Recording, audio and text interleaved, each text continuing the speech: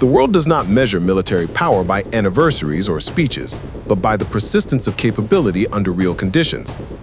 When U.S. Marine Corps aircraft conduct forward refueling and sustainment drills in austere terrain, this is not an internal routine.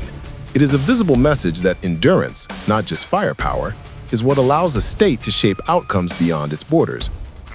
The ability to keep aircraft flying without access to permanent bases is not a technical accomplishment, but a strategic one. It erases distance as a barrier and denies adversaries the assumption that geography can neutralize U.S. reach. In geopolitical competition, what matters is not what a force can do once, but what it can sustain when infrastructure is absent, contested, or denied. Forward refueling turns aviation from a tool of presence into a tool of persistence, and persistence is the currency of deterrence. When such drills are captured on camera and released publicly, they serve a secondary function.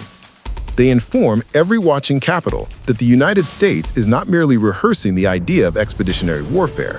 It is preserving the muscle memory required to execute it when diplomacy fails to contain escalation.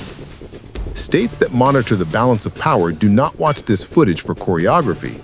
They watch it for what it means in the next crisis window. The logic behind these drills is not rooted in the present moment, but in anticipation of future conditions where assumptions break.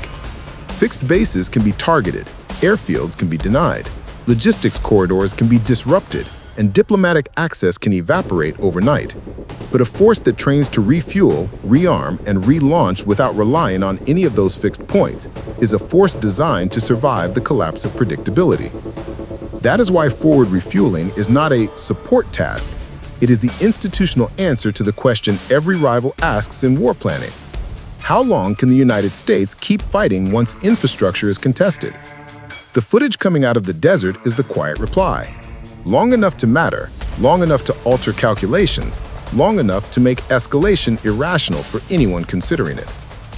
Global competitors do not underestimate capability that can be replaced. They fear capability that can be sustained. Power that works once affects a battle. Power that repeats affects strategy. These rehearsals demonstrate repetition as doctrine, not improvisation under pressure, but readiness built before pressure exists. This is why it fits inside the larger architecture of deterrence, not by threatening, not by naming an opponent, but by removing the doubt that the United States will still be operational after the first layer of infrastructure is stripped away. In the language of statecraft, that is not preparation for conflict, it is insurance against miscalculation. For outside observers, the significance lies not in what the Marines are doing physically, but in what the United States is declaring structurally. That expeditionary aviation will remain usable even under conditions that would render most nations blind and grounded. This declaration is not voiced, but displayed. It is not aimed at domestic audiences, but at those who run simulations in foreign ministries and defense headquarters. They will log not the sand, not the location, not the units by name. They will log the resilience demonstrated. Aviation sustained without dependence on fixed installations is aviation that survives the phase in which most armed forces lose initiative. The United States has learned across decades that deterrence does not depend on firepower alone, but on the credibility of endurance. A state that can strike but cannot stay has leverage only in the opening hours of conflict. A state that can persist has leverage over decisions made before conflict begins. Forward refueling and sustainment training reinforce this second category. They make clear that U.S. aviation is not designed for the first strike, but for the conditions after the first strike has already disrupted normal logistics. That is the messaging being exported through the lens of this exercise. The United States is not just capable of initiating action, but of continuing action when infrastructure is no longer stable. This is why such footage, though technical in appearance, translates immediately into strategic meaning when viewed abroad. States that plan to counter U.S. influence do not dismiss these drills as routine. They fold them into long-range assessments about whether the U.S. will still be able to generate pressure once predictable logistics are stripped away. The conclusion they are forced to consider is that the United States is deliberately preserving the ability to operate in denial environments where most forces would collapse. That possibility alone reshapes risk calculus. When a rival knows that the United States can still project aviation and ground elements even after bases are neutralized, the threshold for escalation rises. Deterrence lives in that rise. It It is also not lost on foreign observers that this training is performed publicly, not behind closed ranges. That signals intent beyond proficiency. The United States is not merely practicing, it is allowing the world to witness the practice. Visibility is part of the weapon. Instead of issuing verbal warnings that lock the U.S. into diplomatic corners, these drills create a silent backdrop that other nations must account for without being provoked by explicit words. In strategic competition, the strongest messages are those that compel adjustment without triggering response. Demonstrations of capacity rather than declarations of threat. From a global analytical lens, this approach is consistent with how the United States manages deterrence in the 21st century. It demonstrates the functions that matter in conflict without stating intentions about conflict itself. Amphibious aviation endurance, when rehearsed in this manner, is not about preparing for a specific opponent, but about denying every opponent the assumption that U.S. reach can be neutralized by distance or by infrastructure sabotage. In the architecture of state power, this is a preemptive correction of misjudgment. Wars often begin not because a state is aggressive, but because another state incorrectly believes it can prevail. Exercises like these are designed to remove the illusion of prevailing. There is also a temporal dimension that foreign analysts cannot ignore. This training does not appear sporadically, but cyclically.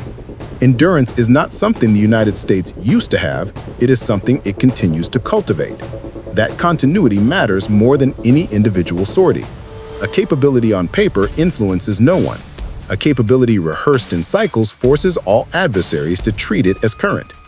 In intelligence assessments abroad, continuity is what separates legacy from relevance. The refueling of MV-22s and rotary assets in forward conditions is cataloged not as an event, but as a reaffirmation that this category of U.S. power remains live. Seen from outside the United States, the logic is also broader than the Marine Corps alone. This is one piece of a larger pattern in which the United States rehearses the parts of warfare that would matter after the first layer of predictability is stripped away. While other nations may display parades, or unveil prototypes, or publish new doctrines, the United States demonstrates its theory in execution, in environments with no infrastructure, where endurance is not assumed but engineered. A rival does not fear what America says about its doctrine.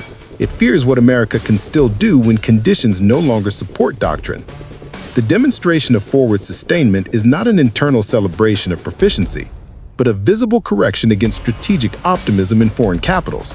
It tells any state contemplating escalation that even if the U.S. cannot rely on bases, treaties, or pre-built logistics, it will not immediately lose the ability to apply air-ground pressure.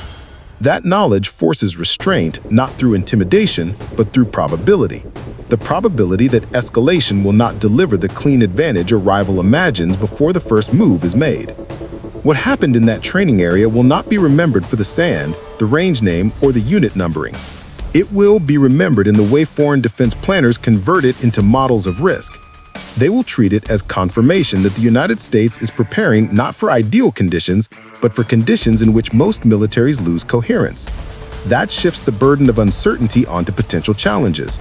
They now must assume that depriving the United States of fixed infrastructure will not neutralize U.S. force projection. That single assumption, if internalized abroad, is enough to delay, dilute, or abort escalation before it matures into open conflict. This is the core function of visible readiness. It is not meant to trigger action, but to prevent miscalculation by making clear that the cost of testing American reach is higher than assumed. No adversary was named, no warning was spoken, no ultimatum was issued, but the message traveled fully. That is deterrence at its most refined, not a threat, but an adjustment of expectations. A state that knows the United States can still operate after infrastructure is compromised will think longer before moving first. In modern geopolitics, peace often survives not because nations trust each other, but because they correctly fear the consequences of misreading one another. What unfolded in that desert was part of that correction, a demonstration to ensure that the next strategic decision anywhere on the map is made with fewer illusions and more reality.